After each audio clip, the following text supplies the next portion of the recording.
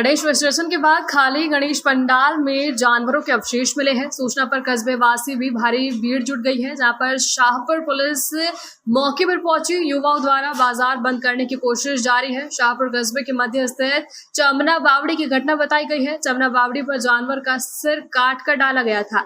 चमना बावड़ी गणेश पंडाल में बकरे का कटा हुआ सिर और पैर गिरे पड़े मिले हैं।